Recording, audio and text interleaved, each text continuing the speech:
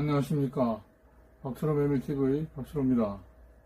오늘 289번째 영상에서 메밀과학에서는 유산균에 의한 발효 메밀 제품에 대해서 그 특성을 알아보겠습니다. 메밀식문화에서는 두 가지 재료를 가지고 만든 메밀 피자 크러스트에 대해서 재료와 레시피를 소개해 드리겠습니다. 유산균에 의한 발효 메밀 제품에 대해서 알아보겠습니다. 이 연구는 슬로바키아 슬로바크 대학의 마테 제코바 외 연구원들이 공동으로 연구를 해서 2015년 Applied Food Research라고 하는 국제학술지에 발표한 내용입니다. 유산균 락토코코스 라티스, 락토코코스 에렌프리스, 스트랩토코코스 살리바리우스를 혼합해양한 프레스코 DBS1010을 스타터로 30도에서 접종했습니다. 발효에 사용한 프로바이오틱스, 즉 활성균은 락토바카시바실루스 람노소스 GG와 악티플랜티바실루스 프렌터룸 HM1입니다. 메밀가루를 물과 지방함량 1.5%의 초고온 우유를 혼합해 메밀 우유 혼합물을 만들었습니다. 이때 물에 넣은 메밀가루는 9%, 우유 베이스의 혼합물은 9.6%인데요. 6도씨에 14일 저장했습니다. 120도에서 20분간 멸균을 했고 발효 온도로 식힌 후 혼합물에 동결된 블루베리 가루를 100g당 2.5g 농도로 혼합물에 첨가했습니다. 멸균한 혼합물을 스타터 프레스코 DBS1010 배합물로 접종해서 접종 후 30도에서 8시간 고정 발효시켰습니다.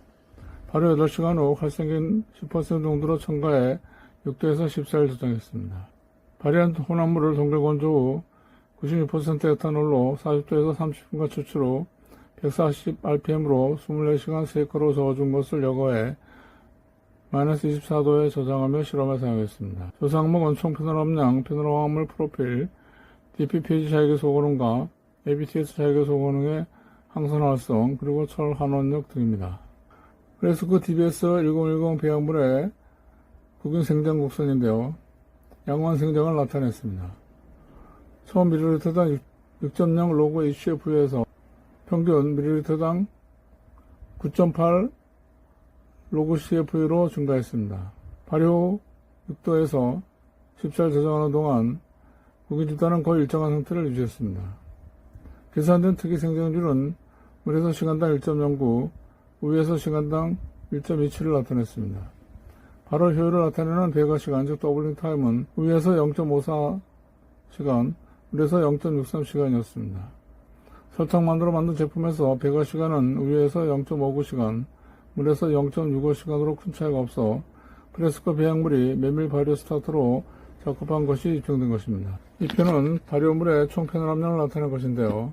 발효하지 않은 물 혼합물의 총 페놀 함량은 g당 1.114mg, 우유 혼합물은 g당 0.821mg이었습니다. 그런데 프레스코 배양물의 활성균 첨가 8시간 후에는 총 페놀 함량이 물 혼합물에서 g당 1.388mg, 우유 혼합물에서 g당 0.971mg로 증가했습니다. 물 혼합물에 람노소스 GG 첨가 14일 후에 g당 1.783mg로 가장 높아서 이것은 무발효 대비 60.1% 증가한 것입니다. 프렌타룸 HM1 첨가 시에는 4일 후에 g당 1.456mg로 가장 높았습니다. 우유 혼합물에서는 활성균 첨가 14일 후에 총 페놀 함량이 가장 높아 프렌타룸 HM1이 g당 1.147mg로 가장 높아 무발효 대비 39.7% 증가했고 람노소스 GG가 g당 1.145mg 증가해 무발효 대비 39.5% 증가했습니다. 우유 혼합물에서 총 페놀 함량이 더 낮은 것은 우유 기질에서 페놀 화합물이 단백질, 지질, 다당류의 구조와 통합되었기 때문인 것으로 추정됩니다. 발효물의 항산화 활성입니다. 발효물의 항산화 활성과 철 환원력은 무발효물에서보다는 증가했으나 우유보다는 물 혼합물에서 더 낮게 나타났습니다. 활성균 프렌타눔 HM1 첨가 시 물 혼합물에서 무발효에 비해 항산 활성이 빠르게 증가했는데 8시간 후에 가장 높았습니다. 람노소스 GG 첨가 시 14일 후에 DPPH 자유기 소고능 24간 후에 ABTS 자유기 소고능이 가장 높았습니다. 철환원역 즉 FRAP는 플랜타노 HM1 첨가 시 8시간 후 남노소스 지지 첨가 시 14일로 가장 높았습니다. 우유 혼합물은 플랜타눔 HM1 첨가 시 DPPH 자유기 소고능은 8시간 후 ABTS 자유기 소고능은 7일 후에 가장 높았습니다. 남노소스 지지 첨가 시에는 DPPH, ABTS 자유기 소고능 모두 14일 후에 가장 높았습니다.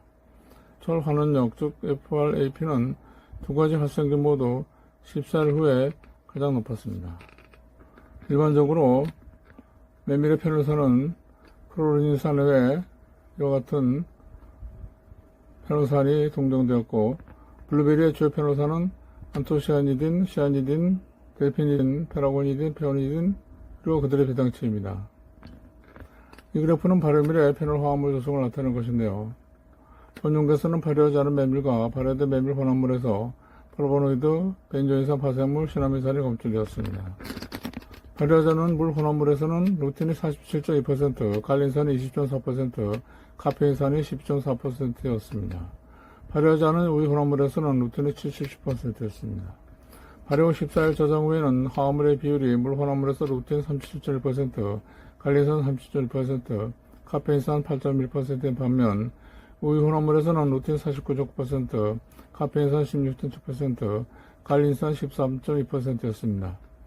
갈린산은 모든 혼합물에서 전기가 점차 증가했고, 프로토카트의 주인산은 남노소스를 첨가한 물과 우유 혼합물에서만 증가했고, 시린진산과 구마린산은 남노소스 첨가한 우유 혼합물에서만 증가했습니다.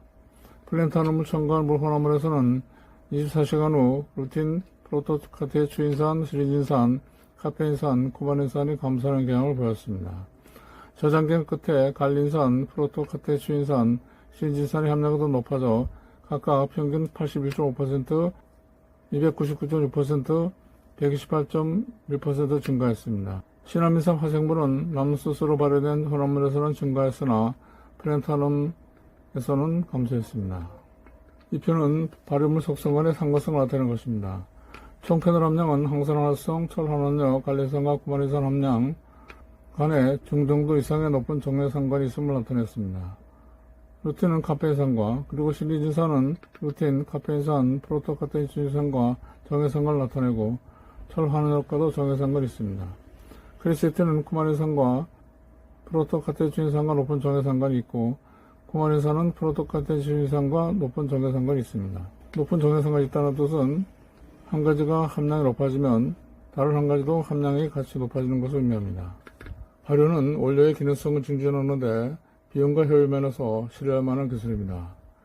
그것은 곡물 가공 과정에서 영양과 관능 품질 증진에 기여하며 중요한 역할을 합니다.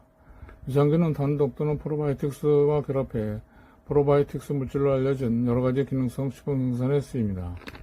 이러한 미생물 대사는 특정 기간 동안 최종 제품의 보존도 가능하게 합니다. 본 연구에서는 혁신적인 프로바이오틱스 기능성 제품 개발을 위한 기반으로서의 메밀가루 평가에 초점을 두었습니다.